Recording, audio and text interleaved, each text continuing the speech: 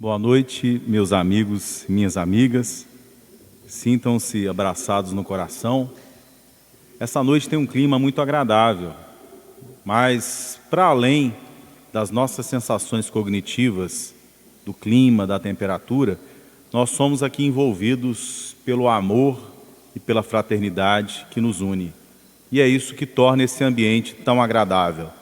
Para além do sentimento que nos move agora, há aqui magnetismo de amor, caracterizado pelas inúmeras vezes em que aqui oramos, pelas muitas vezes em que aqui estivemos juntos no desejo de bem, ou em que aqui trabalhamos irmanados para aliviar o sofrimento dos nossos irmãos, aliviando em simultaneidade o nosso próprio sofrimento. Então, aqui, como em qualquer lugar da terra, é um lugar sagrado, mas é um lugar com história na nossa alma. Nós vamos estudar, então, hoje sobre a relação entre a mente e a doença. É interessante, a primeira coisa que a gente começa a pensar quando estuda a mente, a pergunta, para além de filosófica, seria: a que mente estamos nos referindo? O que é a mente? Seria a mente uma secreção do cérebro? Seria a mente a mera expressão de características glandulares, de sinapses cerebrais? Seriam os neurônios toda a expressão da riqueza intelectual, afetiva, artística, estética do ser humano na Terra? Se fosse assim, nós seríamos muito pobres. Nós somos seres imortais. Nada é capaz de nos matar. Nada é capaz de dar fim à consciência. Portanto, essa consciência deve ganhar em virtude. Ela deve ganhar em percepção. Somente assim nós viveremos plenamente. O exercício do aprimoramento espiritual é um exercício de atenção. E é essa atenção que nos permite estarmos atentos ao nosso corpo, que é a expressão do nosso pensamento e dos nossos sentimentos na Terra. E é por isso que o nosso tão querido Emmanuel escreve um livro chamado Pensamento e Vida. Livro que foi preparado na espiritualidade atendendo ao desejo daqueles que, reencarnando na Terra e preparando essa reencarnação, necessitavam de uma cartilha de orientação. E o nome dos seus capítulos não está aí ao acaso. Cada um dos capítulos do livro Pensamento e Vida corresponde a uma das necessidades, em síntese, da alma que prepara-se para reencarnar na Terra, e aos desafios enfrentados por esse espírito encarnado que chamamos de alma. Porque todo aprendizado demanda uma prova. Quando eu tinha 15 para 16 anos, eu passei por uma profunda busca espiritual. Lia durante horas e horas, meditava. Então entrei em contato com a obra de um monge budista chamado Dogen. Dogen viveu entre o ano de 1200 e 1253. Uma vida relativamente curta na Terra, mas de grande significação. Ele dizia: trilhar o caminho de Buda é aprender quem tu és. Apreender quem tu és é esquecer-se de si. É necessário abandonar o corpo e a mente. E ele continuava: quando nós abandonamos o corpo e a mente, nós conseguimos purificar a sombra da árvore, representando a sombra da árvore, a árvore sob a qual o Siddhartha se iluminou, e representando a sombra da árvore, todo mundo. Quando você purifica a sua mente, você purifica todo mundo. Não sendo necessário, nesse momento, preocupar-se com o exterior, mas voltar os olhos para dentro, abandonando os apegos inferiores, os apegos aos agregados ilusórios que compõem as realidades transitórias da vida passageira. Quais são esses agregados? Aqueles que compõem o eu transitório. Há um eu transitório e um eu verdadeiro. O corpo físico é transitório. O perispírito é transitório. Como assim? O perispírito é construído com os elementos do planeta em que nós estamos, mas nós, enquanto espíritos, não temos forma espiritual. E poderíamos, segundo o livro dos Espíritos, sermos comparados a uma luz ou uma expressão luminescente e daí por diante. Sendo assim, o que sente em nós não tem forma. O que permanece em nós não tem forma, sendo a forma expressão transitória para o aprendizado do Espírito. Tudo quanto há exteriormente serve para o aprendizado interior. Há uma história de criança, de um autor infantil lá da minha Belo Horizonte, Ziraldo. Ele conta a respeito de uma centopeia que caminhava com seus 100 pés tranquilamente. Certo dia, alguém perguntou a ela como é que ela conseguia caminhar com tantos pés. Ela raciocinou sobre isso e deixou de andar. Ficou paralítica. Essa história corresponde ao ensinamento do monge Dogen. Ele dizia que os Budas não sabem que são Budas, porque a iluminação só pode ser obtida a partir do cotidiano. Quando Dogen buscava a verdade, ele viajou do Japão para a China. E não é por qualquer empresa aérea pela qual a pessoa faz isso hoje em dia com a maior facilidade. Era uma viagem de muitas dificuldades. E lá na China, o encontro espiritual que ele teve de mais importância foi o encontro com um monge cozinheiro. Dialogando com esse monge cozinheiro, ele viu que era um homem de grande experiência espiritual. A compreensão que ele tinha sobre os textos ultrapassava tudo o que ele tinha visto dos monges intelectuais japoneses e chineses que haviam dialogado com ele, porque a verdade, nas palavras daquele monge, era vida, ativa, pulsante. Não eram simplesmente conceitos intelectuais. E ele pediu encarecidamente que o monge parasse um pouco com ele, tomasse chá para que eles dialogassem sobre a verdade. E o monge disse: não, eu não tenho tempo, eu tenho que arrumar a comida dos monges. Ele disse: mas como você pode abandonar um diálogo sobre a verdade para ficar fazendo comida? E ele disse a ele: você não entendeu o que é iluminação. Iluminação é dedicação. O caminho da iluminação é o cotidiano. Por isso o Buda não sabe que é Buda, porque ele se ilumina na prática. Sua própria natureza se expressa no amor, limpar as latrinas, dedicar-se ao filho, renunciar diante do marido ou da esposa impacientes, expressando a paciência e a misericórdia de Cristo e de Buda, são formas de iluminação espiritual. Esperar a vez, ser gentil no cotidiano, como dizia a nossa mensagem do Emmanuel, são trabalhos profundos de iluminação espiritual. De forma que a pequena iluminação se dá quando nós estamos aí sentados ouvindo palestras, mas a grande iluminação se dá no cotidiano. É possível ser palestrante espírita, ser grande conhecedor da doutrina intelectualmente e ser incapaz de vivê-la nas relações familiares, e ser incapaz de vivê-la quando alguém bate no nosso carro, e ser incapaz de vivê-la ao preparar a comida da família. Porque a arrogância toma a nossa mente e nós começamos a pensar que compreender e memorizar é despertar, é assimilar e é sentir o ensinamento. Mas é mais profundo. O ensinamento é aquele que permite enfrentar a morte sem medo.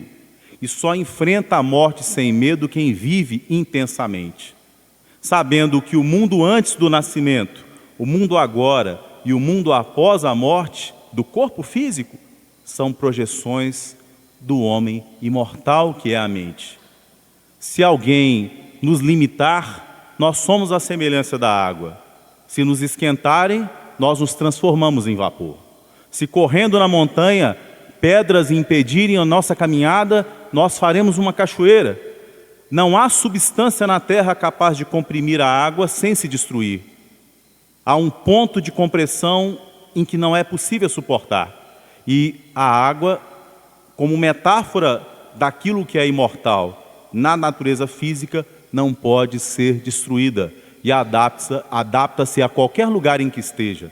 E supera quaisquer obstáculos porque não se choca com eles, mas os contorna e os envolve. Expressando então grande sabedoria, ou como diria o Francisco de Assis, a água é pura e casta, porque ela sempre se purifica e ela limpa todas as coisas. Nós devemos ser como a água busca os lugares mais baixos, a água é humilde e a água cumpre o seu dever no planeta. Tudo que se aproxima dos reinos primeiros está mais próximo de Deus, porque Deus cuida mais diretamente da expressão desses seres. Mas quando nós alcançamos o livre-arbítrio, nós começamos a escolher. E ao escolhermos, nós trilhamos caminhos que às vezes não são os caminhos da vontade de Deus. Fazer a vontade de Deus, cumprir a lei, é expressão de felicidade. Porque felicidade tem muito a ver com o dever cumprido. Quando nós não cumprimos o nosso dever, nós vamos para o mundo dos homens famintos, na linguagem budista. É o mundo em que as pessoas sempre sentem uma carência enorme dentro de si. Satisfazer-se com pouco é fator de felicidade espiritual. Por isso o Livro dos Espíritos nos fala no basta interior. Não há nada melhor do que aquilo que é normal. Se você é feliz verdadeiramente, você se satisfaz no cotidiano. Há pessoas que oram e meditam, mas não conseguem encontrar Deus na família no café da manhã. Não conseguem encontrar Deus ao dirigir o carro, ao dar aula, ao atender o paciente no consultório. Por isso, essa vida será sempre incompleta, porque haverá aquela ideia errônea de que é necessário realizar grandes obras para estar em paz. Nós nunca conseguimos realizar grandes coisas. A nossa grandiosidade está na intensidade, com as coisas que o Senhor nos deu para cuidar em mordomia. Dentre essas coisas, esse corpo que é a expressão da nossa mente. Certamente a medicina da terra, ela é um largo fator de misericórdia divina para aquelas coisas que nós não conseguimos resolver no nosso coração. Dia virá em que a medicina da terra será cada vez menos necessária, porque os homens adoecerão menos, porque eles entenderão que as doenças do corpo físico são reflexo da mente, do sentimento ou do coração na linguagem antiga. Por isso, 2 capítulos, se você pega o livro Plenitude, da Joana de Ângeles pelo Divaldo Pereira Franco, há 2 capítulos dele bastante interessantes. Esses capítulos nos falam da saúde. São eles o capítulo 9, que nos fala da autocura, e o capítulo 8. E aqui, no livro Pensamento e Vida, como livros textos do nosso estudo de hoje, nós temos o capítulo 15, nesse programa que Emmanuel dá para a nossa encarnação na Terra, chamado Saúde. O corpo sempre adoece. Talvez a grande lição que José do Egito nos dê, a partir daquelas metáforas da Torá, a respeito das oscilações da natureza com períodos certos, a seca, a água, a ausência e a presença, o calor, o frio, o ato, a inação, dos quais nos falava também o Lao Tzu, nós só conhecemos o que é felicidade porque nós passamos por tristeza. E certamente, se hoje o nosso corpo é saudável, algum dia ele adoecerá. Mas essa doença não tem a ver com a essência espiritual do que nós somos. A doença tem a função de nos mostrar algo que está errado no nosso sentimento. O sentimento, gente, não é aquela coisa que a gente cultiva sozinho apenas. O sentimento se desenvolve em relação. A vida não é solitária, a vida é solidária.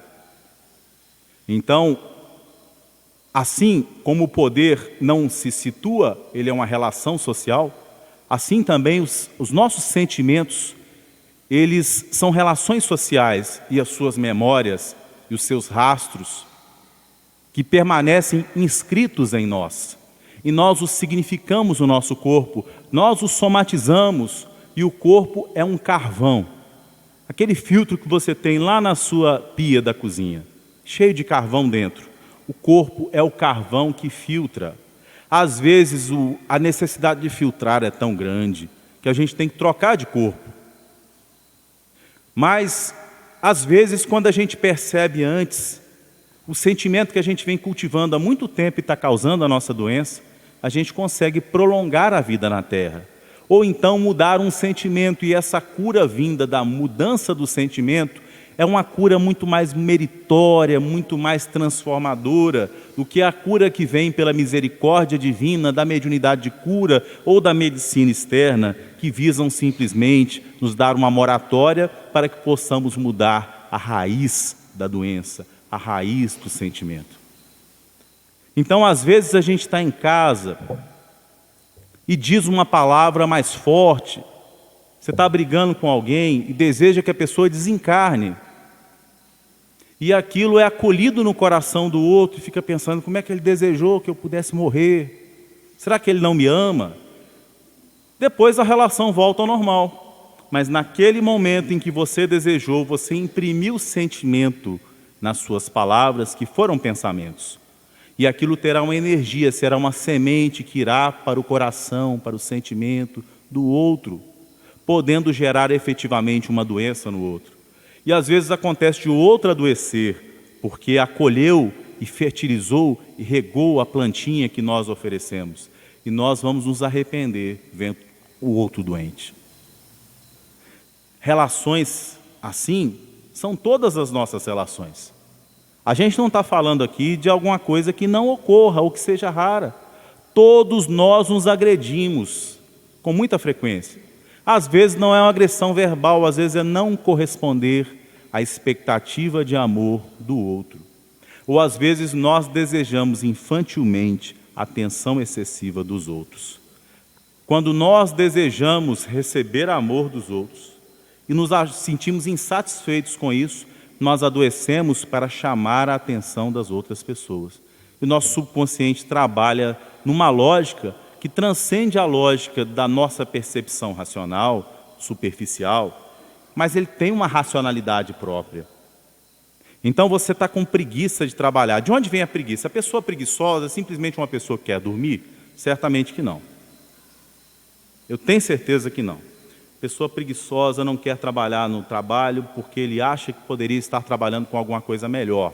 Ele se sente desvalorizado, ou sente que o trabalho dele é muito humilde, e ele se acha importante, ele é arrogante diante da oportunidade de trabalho que o Senhor lhe deu. Ele é incapaz de esperar a melhora ou de trabalhar por ela. Então ele chega atrasado, ele é incompetente no serviço público, ele briga com a oportunidade de trabalho. Ele brigou lá com alguém e é por isso que ele sente preguiça. Como diz um amigo meu, grande amigo, Antônio Clarindo Barbosa de Souza, lá da UFCG, uma coisa muito sábia: tudo que é urgente é algo que alguém não fez e passou para você. Né? E essa cadeia vai chegando ao ponto de estressar as pessoas, que vão ficando insatisfeitas umas com as outras. E aquilo polui, aquilo adoece as relações. Isso gera doença para não trabalhar. Quando a esposa fala muito, isso é raro, ou o marido fala muito, e você não quer ouvir, porque aquilo que ele ou ela falam, fala verdade sobre você que você não gostaria de encarar. Né? Você não está cuidando das crianças bem, ou você chega em casa e vai olhar o celular, não foi cuidar da criança, não foi trocar uma fralda, não foi fazer a comida quando ela não pôde fazer, ou você não comentou do cabelo que ela cortou, ou você não usou o tom de voz suficientemente carinhoso que ela esperava naquele momento. Porque quando você toca o sino, ele deve soar. Seria estranho se a gente batesse no sino e ele não soasse. A gente espera ressonâncias. Emmanuel fala assim com a gente, que nós devemos atender no limite das nossas possibilidades as expectativas de bem que os nossos irmãos têm em relação a nós. Isso significa não só responder àquilo que eles nos pedem, mas a capacidade de atenção. É por isso que o Zen se concentra tanto na atenção. A atenção é cotidiana. Você pode intelectualizar e perder a atenção às relações cotidianas. Aí você destrói tudo. Você vive distraidamente. No olhar do outro, né? Tem um diálogo bem interessante, indiano antigo, que nos fala de um mestre que ensinava a caçar. Então ele pergunta aos seus discípulos que estão com arco na mão: vocês conseguem acertar o pássaro de que forma? Um diz assim, eu miro no rabo dele. O outro diz, não, eu miro direto no peito. Eu penso em que direção a cabeça dele se move. Mas o que é louvado pelo mestre diz, eu olho para o pássaro e percebo em que direção os olhos dele se movimentam. Para essa direção o pássaro irá. Isso é atenção. Então nós podemos estar atentos aos sentimentos dos outros, a partir dos mínimos sinais. Como é possível que nós conheçamos tanta coisa em física, química, e não conheçamos quem vive conosco 30, 40 anos, que a gente não conheça a expressão de sofrimento da nossa mãe, que a gente não conheça o sentimento de ingratidão que a gente expressa, às vezes sem dizer uma palavra, mas não reconhecendo que o outro espera que você fique mais um pouco, que você ouça uma história mais chata por mais tempo, que você fique por mais 10 anos num determinado lugar, cuidando de determinadas pessoas idosas, porque aquilo permitirá que elas passem uma idade, uma terceira idade mais tranquila, renunciando a você mesmo. É por isso que o Dogen dizia, trilhar o caminho de Buda é esquecer-se de si. E o Francisco de Assis também fala isso. Morrer é isso. É possível perder o corpo físico sem morrer nesse sentido. E é possível estar vivo estando morto, porque desatento. Então é necessário estar atento aos sentimentos dos outros. Isso é uma ciência de profunda inteligência. Isso é a profundidade. Vocês vão encontrar muita gente que fala bonito, nós vamos encontrar muita gente que faz silogismos intelectuais, mas por vezes as pessoas mais simples, a semelhança do cozinheiro do templo visitado pelo monge Dogen, ele conseguia entender que servir aos outros no cotidiano é o fator de verdadeira renúncia. Há grandes desafios em permanecer calmo diante da criança que reincidentemente é revoltada e que responde a mágoas que guarda de você do passado, com a qual você tem plenas obrigações, ou a mãe que ao chegar à terceira idade se tornou uma criança e te grita impropérios e manifesta ingratidão, mas justamente naquilo ali está a sua iluminação. Nós não devemos desistir das circunstâncias de relação que nos geram desafio. Nós não devemos abandonar essas relações. Quando os outros querem ir, a regra é deixar ir. Os outros devem ser livres. Você pode viver com alguém 30 anos e essa pessoa querer se separar de você. O casamento pode ser um exemplo disso. E nós devemos saber respeitar a liberdade do outro. Porque o que nos une não é uma obrigação. O que nos une é o amor verdadeiro. Mas não abandone ninguém. Da sua parte, aceite quando as pessoas vão. Nem sempre elas trilharão com você, mas da sua parte, não dê fim às relações que representam responsabilidade. Porque persistir nesse amor-doação é libertação espiritual. De forma bem interessante, recentemente, uma série de pessoas tem procurado desvincular a obra de Paulo de Tarso do pensamento de Jesus expresso nos Evangelhos. Isso é sintomático, porque lendo superficialmente os Evangelhos, eles procuram encontrar em Paulo um pensamento machista, ou então a corroboração das relações de servidão, de escravidão no seu tempo. Na verdade, Paulo falava de uma libertação mais profunda, marcado pelo potencial anímico e pela historicidade das suas palavras, porque nenhum homem está além do seu tempo, e ele tinha os seus preconceitos e as coisas do seu tempo. Encontramos em Paulo de Tarso uma grande sabedoria, e é por isso que ele está presente na obra da codificação, e Jesus ali, enquanto Espírito de verdade, corrobora a sua mensagem. A sabedoria daquele que não pode fugir à escravidão, mas liberta o seu coração, sabendo que não serve ao Senhor, mas serve a Deus. Essa é a atitude mental, a postura mental de Estevão, quando se assenta nas galés. E então um companheiro diz a ele, desgraçados somos nós. Ninguém vive muito tempo aqui. Ele diz, nós não estamos servindo aos romanos, nós estamos servindo a Deus. Isso era a verdadeira compreensão do judaísmo. É o evangelho que Estevão encontrava dentro da Torá, que a mãe dele havia ensinado, mas o pai tinha superficialidade de compreensão. Ele e Abigail eram anjos que tentaram despertar o coração do pai, que tentou se vingar dos romanos que lhe roubavam as terras. Mas Jesus nos diz que nós não devemos temer aqueles que matem o nosso corpo. Nós não devemos temer aqueles que nos tomem as coisas materiais, porque elas nunca foram nossas. Nós não temos coisa alguma. Até o nosso corpo é empréstimo de Deus. Nesse sentido, a doença não tem nenhuma relação com a hora da morte. Há pessoas doentes que permanecem muito tempo vivas e há pessoas plenamente saudáveis que desencarnam. Vida e morte, fora as nossas colaborações pessoais, são da vontade de Deus, porque o corpo doente nos expressa algo que nós precisamos aprender. Então, quando há problemas de relacionamento que se expressam sexualmente, a pessoa começa a se punir nos órgãos sexuais, manifestando cânceres, ou inicialmente até mesmo infecção urinária, porque o sexo não deve ser campo de culpa. Assim como as flores com pólen e o pistilo se reproduzem, Deus faz da reprodução sexuada o espaço de manifestação do amor. Isso é puro e divino. Somos nós que maculamos. Não devemos atribuir à vida física a relação fortuita do pai e da mãe, mesmo que eles não tenham nos reconhecido, porque ninguém nasce na terra sem a vontade de Deus. Ninguém nasce nesse planeta sem a vontade de Deus. A nossa vida é a expressão da vontade de Deus, que nos concede uma oportunidade de amor, porque confia em nós. Quando a gente entende que a gente é um ser espiritual, mudam as nossas prioridades. E quando o nosso coração, onde está o nosso tesouro, dizia Jesus, aí também estará o nosso coração. O corpo deixa de se punir, porque ele começa a se comportar de forma correta, porque ele responde à vontade do coração. Tudo em nós responde ao nosso sentimento, aquilo no que a gente coloca a importância.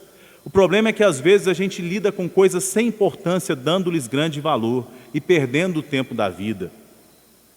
A lealdade é muito importante, a fidelidade é muito importante, a coerência, a busca de coerência no comportamento em relação aos nossos ideais é muito importante. Porque quando você diz assim, eu sou espírita, eu sou católico, eu sou budista, eu sou candomblessista, eu sou umbandista, isso é simplesmente uma expressão dos seus horizontes estéticos. O que nós somos se dá no cotidiano, de forma frequentemente inconsciente. Quando alguém bate no nosso carro, quando a gente acorda de manhã e diz bom dia para as pessoas, quando a gente lava um prato, com que sentimento que a gente lava? E isso promove saúde, isso promove cura. Quando você quer interditar o contato com alguém que representa a união sexual para você, você adoece o órgão sexual, ou que a ele é relacionado. Quando a pessoa adoece órgãos gêmeos, geralmente ele está rins, pulmões, geralmente ele está projetando relações com o marido, com a mulher. Ou às vezes você pode sentir-se arrependido profundamente numa revolta quando o filho deseja a sua morte, ou quando ele te dá prejuízo financeiro de tê-lo amamentado. Você não expressa isso conscientemente, mas você manifesta um câncer de mama. O corpo existe para servir. Tem gente que casa para ser servido, mas nós casamos para servir. Servir a família, para renunciar. Porque aprender o caminho de Buda é esquecer-se de si, nas relações. E quem se esquece de si, como dizia o monge Dogen, os Budas não sabem que são Budas. Ele acha que é insuficiente o seu despertar. Ele acha que não está fazendo o suficiente. Aquele sentimento de eu estou pleno, né? Eu já sou iluminado, isso é um sentimento de arrogância. Vamos ver os escritos de Francisco de Assis. Leiam os escritos de Paulo. Paulo se sentia envergonhado pela sua incapacidade de não fazer todo o bem que ele podia, mas de o mal ainda permanecer nele. Essa humildade é quando você diz assim, eu preciso de Deus, eu sou insuficiente sozinho. E você então busca entender o que está errado. E você entra em meditação, em oração, e observa-se, né? Uma coisa é a prece, e na prece vale a intensidade dos sentimentos. A palavra meditação se refere a outra coisa.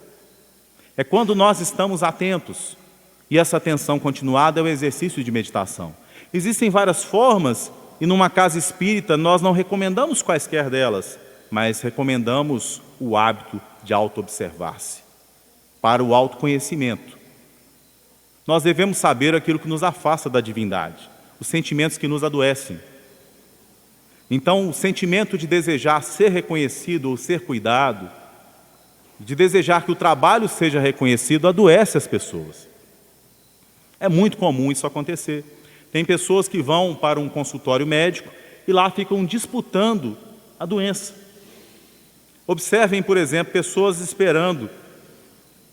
Ela vai dizer, não, eu tenho diabetes. Não, meu diabetes é pior do que o seu, já tem muitos anos, a minha insulina é mais forte.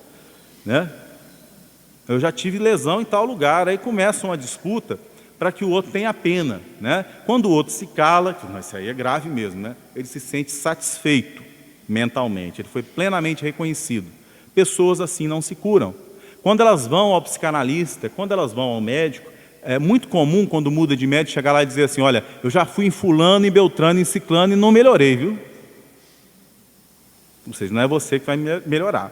E a religião também, Vou contar uma história simbólica aqui para a gente perceber isso.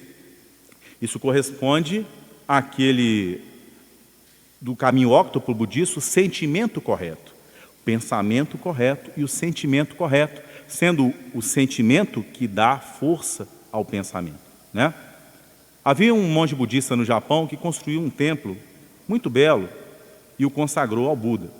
E ao construir esse templo, ele não abriu o templo às pessoas, porque as pessoas poderiam sujar o templo. Durante os primeiros dias, as pessoas lá de fora, na festa de inauguração, comeram e beberam à vontade. Mas, passados alguns dias, começou a chover. E aí, depois da chuva, veio a neve. E as pessoas começaram a reclamar, nós contribuímos para a construção desse templo, estamos aqui debaixo dessa chuva, e o monge não tem consideração conosco. E apiedado dessas pessoas, o monge deixou que elas entrassem e fizessem a festa lá dentro, e comessem as guloseimas. O templo ficou um chiqueiro. Havia papéis de bala pegajosos por todos os lados. O monge ficou muito triste e pediu que as pessoas não mais fizessem a festa lá dentro. Então, um dos frequentadores disse, todo ano eu dou uma quantidade enorme para esse templo, e esse monge é insensível. Não me deixa fazer a festa aqui dentro. Eu me sinto dono desse templo, porque eu pago por ele. Frequentemente, essa história é fictícia, mas com muita frequência as pessoas se comportam assim em relação à religião. Elas acham que oferecem algo à casa espírita. Elas acham que oferecem algo ao espiritismo, quando é o espiritismo que é importante para nós. Quando nós é que somos devedores do espiritismo. É por isso que o Paulo se reconhece devedor. E quando você se sente assim, você se acha insuficiente, começa a se observar mais, fica mais humilde, se cala mais, fala menos e procura entender a si mesmo. Porque às vezes a doença é a expressão da arrogância. Quando você quer dizer algo a alguém e não consegue, o seu ego foi abafado. Quando você fica insatisfeito com isso, você entope o seu nariz. Quer experimentar melhorar? Entre em meditação e comece a agradecer por servir. Comece a renunciar à sua vontade. O ego é a vontade. Eu quero que o outro faça assim. Se pergunte, por que eu quero que o outro faça assim? Por que eu quero que o outro seja espírita, quando sou eu que preciso do espiritismo? Todas as pessoas estão no lugar certo, porque religião representa nível de fraternidade e compreensão espiritual. Por que eu quero que o outro seja cristão? Será que o cristianismo é condição sine qua non para a evolução na Terra? O Cristo não se expressa em todas as formas, em todos os lugares do planeta, como governador espiritual do planeta? E nos conta Francisco Cândido Xavier, naquela entrevista para a Legião da Boa Vontade, dos anos 50, que ao administrar na Terra, Jesus conta com 3 ministros, Siddhartha Gautama, Zoroastro e Sócrates.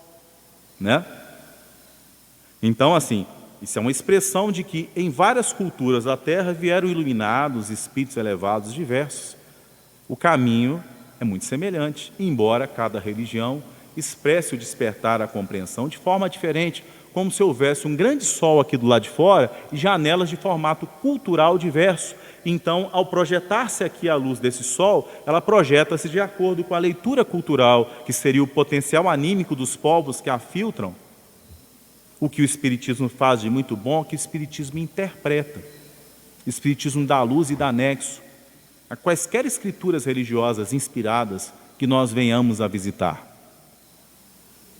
Tem uma luz nova, Por isso o cristianismo com o espiritismo é redivivo, porque você vai ser cristão e vai entender sobre reencarnação. Entendendo que o ser que reencarna é um ser transitório. A cada encarnação nós assumimos uma personalidade que passará, né? Então o ego, quando se manifesta muito fortemente, pessoas que querem se impor, geralmente têm sinusite, né?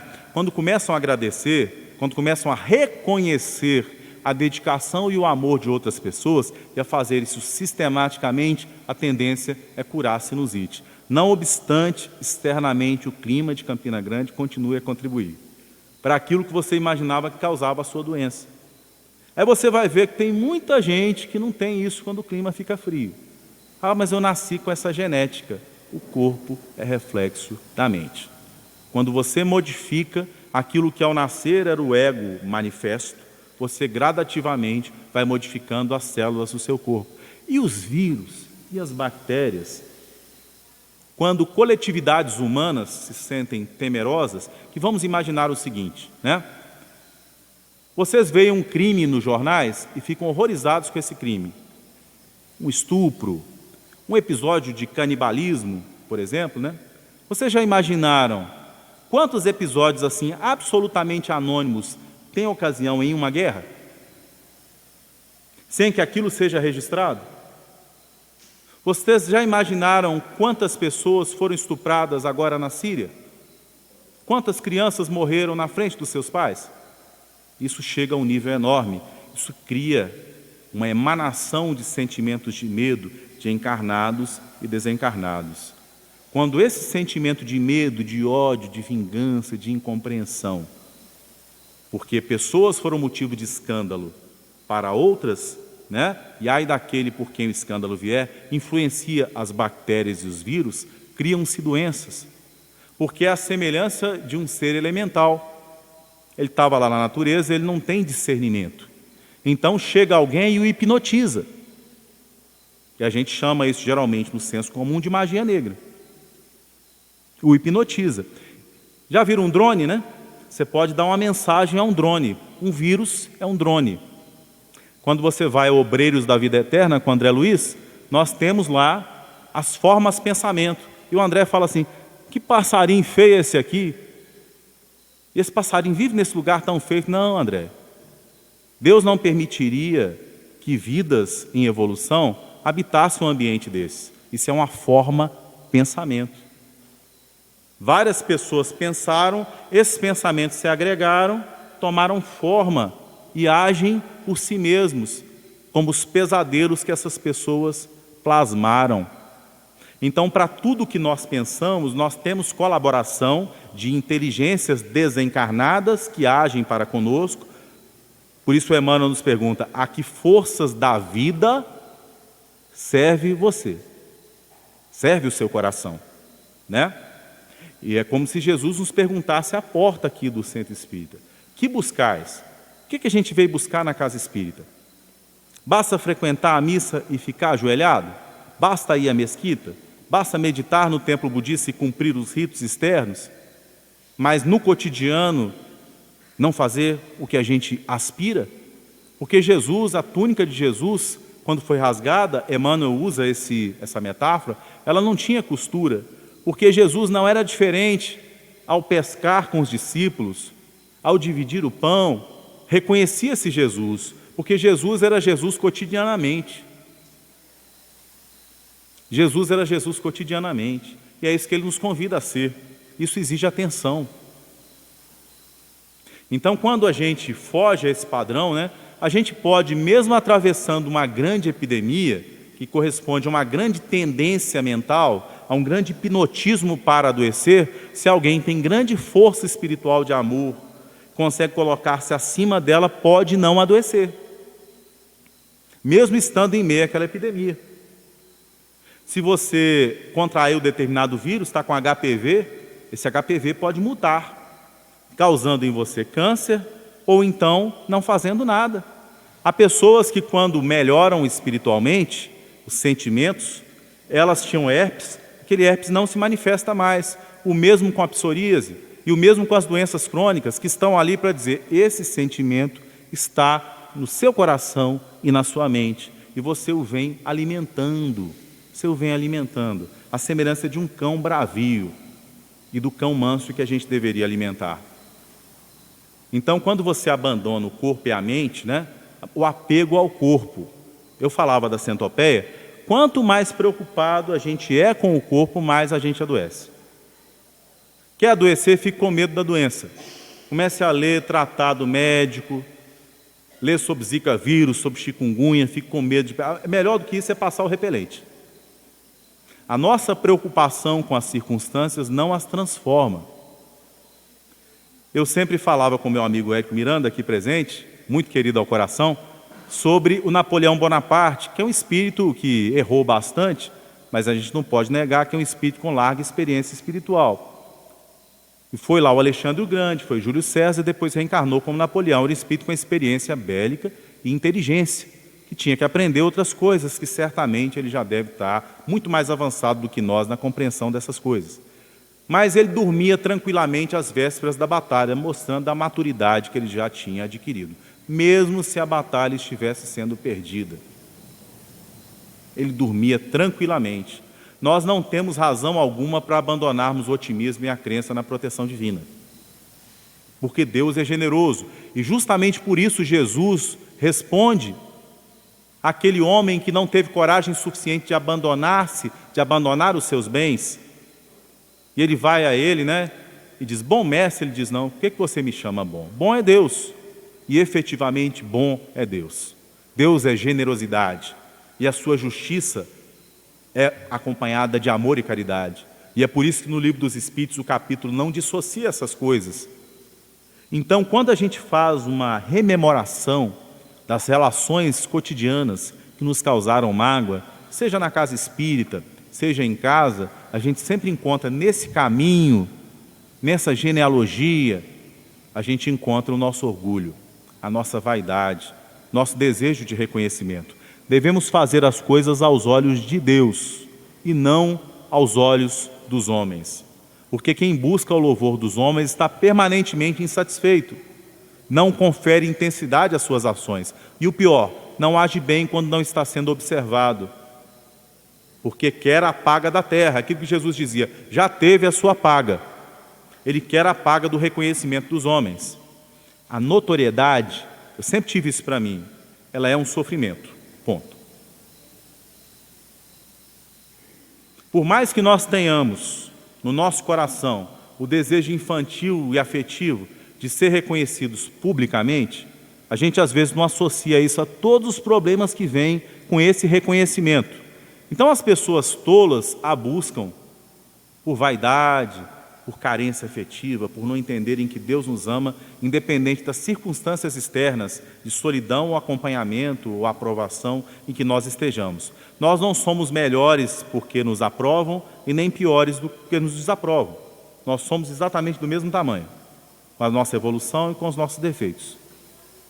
Então, quando a gente faz aos olhos de Deus, a gente se liberta dessa coisa que nos faz oscilar, e a gente começa a se satisfazer a ponto de, mesmo sendo escravo, conseguir cumprir o dever, aceitar as circunstâncias da vida, que são a vontade de Deus para conosco, naquele momento. Porque não há cegueira eterna, não há paralisia eterna. Então, se a doença está para nos ensinar e não para nos agredir, e não para nos infelicitar. O primeiro passo é aceitar e agradecer a lição espiritual recebida. Quando você deixa de brigar com essas circunstâncias, boa parte já está resolvido. E aí você tem que se observar. A gente deve conferir tanta atenção quanto confere às coisas externas, quaisquer coisas que nós façamos, as coisas do nosso coração. Nos diz Humberto de Campos, no livro Boa Nova, os laços de afeto são caminhos misteriosos que nos conduzem a Deus. Então, vida é afeto. Vida é afeto. É por isso que quando a gente está há muito tempo longe de quem a gente ama, a gente consegue se sentir na presença daquele ser se a gente não tem culpa em relação a ele. Se a gente tem um coração tranquilo em relação a ele. A alegria do reencontro excede a tristeza da separação. É por isso que o amor também, na fala do apóstolo João, afasta o medo. O amor confere imunidade, porque amor é compreensão profunda. E amor verdadeiro, só aquele acompanhado de fé, porque sem a fé nós nos apegamos. E aí a gente tem ciúme, desejo de exclusividade, aí a gente pensa na verdade na gente mesmo. E quando a gente vai analisar aquele amor, a gente está amando a gente mesmo. Quando o outro não corresponde às nossas vontades, nós passamos a odiá-lo. É a música do Caetano Veloso. O amor assim violento, quando torna-se magro, é o avesso de um sentimento, oceano sem água. Secura, falta de lubrificação nas articulações, né? Doenças articulares, falta de flexibilidade. E Joana de Ângeles nos diz aqui, no livro Plenitude, que a gente começa a se agredir. Tem formas diferentes de se movimentar, sabiam? Quando você corre, se você está com mágoa, você está batendo o joelho para machucar. Mas se você está alegre, tranquilo, grato, você está acariciando o seu joelho. Aí a sua cartilagem responde de uma forma diferente, né? Quem já se machucou aqui quando estava com raiva? É natural. Os orientais nos dizem, se é do lado direito, geralmente é do sexo feminino. Se é do esquerdo, é masculino. Você sentiu vontade de chutar alguém e quebrou o pé. Você fazia judô, karatê, né, kung fu, está treinando, está correndo, está jogando tênis, torce o joelho. Observa a sua mente. Se aquilo é uma coisa externa, por que você machucou aquilo? Você estava tranquilo? Você estava grato? Não, aconteceu alguma coisa. Na sequência daqueles acontecimentos, você se magoou com alguém. Ora, meus irmãos, se é assim com o corpo físico, como será com a atração de companhias espirituais? Será que o acidente de trânsito não foi precedido da atração de companhias espirituais que nós buscamos magneticamente pelos nossos sentimentos? Se associaram a nós. O que eu quero dizer com isso? Um momento de desatenção na estrada, você capota o carro. E aí, aquele momento de raiva e desatenção é aquele espaço que quem desejava o seu mal espiritual se utiliza. Quando a gente fala assim, é possível evitar o mal? Essa é uma das formas. Você tinha que adoecer, aí você sentiu melhor. Você conseguiu chegar a um sentimento de a pessoa te agredir, da pessoa fazer alguma coisa com o ente querido seu, você entender, envolver e perdoar. Aí você não adoece. Vive mais 20 anos. Você tinha que desencarnar num acidente. O acidente é mudado pela sua atitude mental, que é uma coisa, gente, a espiritualidade vir nos proteger. A gente não tem mérito, mas a misericórdia divina é grande. Mas isso aí tem limite. Estão entendendo o que eu estou falando? Essa proteção externa, ela tem limite. Você está dependendo do mérito dos outros. Sua mãe desencarnou, fez muito bem. Pediu por você, você foi protegido do desencarne no acidente. Ou de um mal maior, de uma paralisia, de alguma coisa assim. Outra coisa é você merecer mudar a sintonia e evitar aquilo. Ganhar uma moratória encarnatória por bons sentimentos, que então convencem a espiritualidade de que você é um bom instrumento. Então, quando estava assim, as coisas mudam.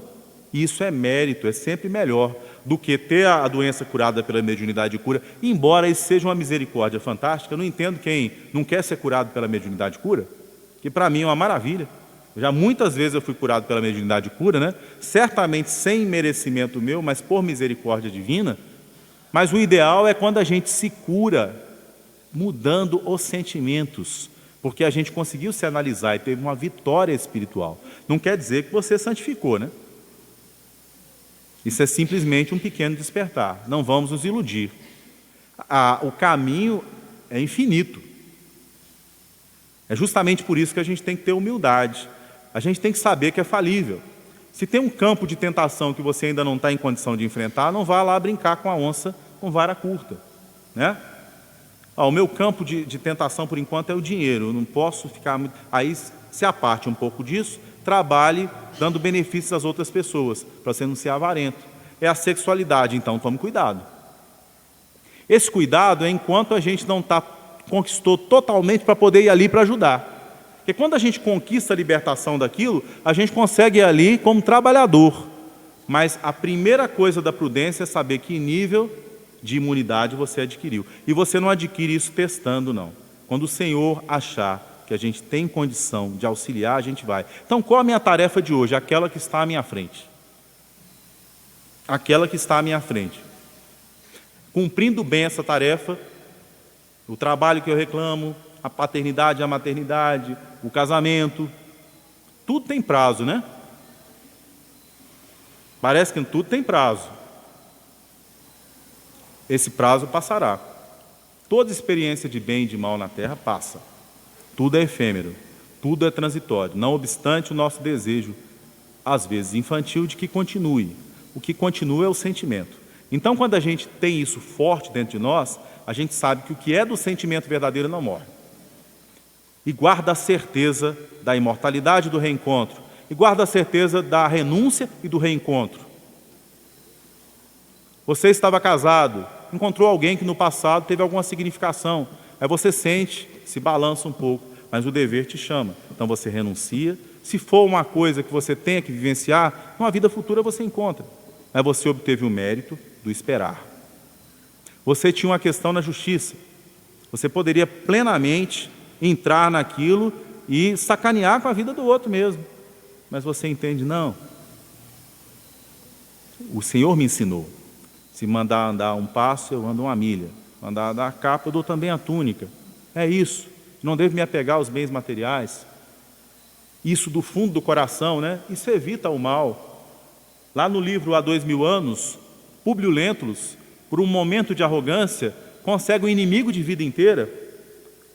André de Gioras, cujo filho Saul havia sido escravizado, por um momento de arrogância em que ele pensava defender a sua esposa e a sua tradição romana, e depois ele volta atrás, mas o problema é que a vida é feita de instantes e nem sempre é possível desfazer a flecha que você lançou. Por isso, essa atenção.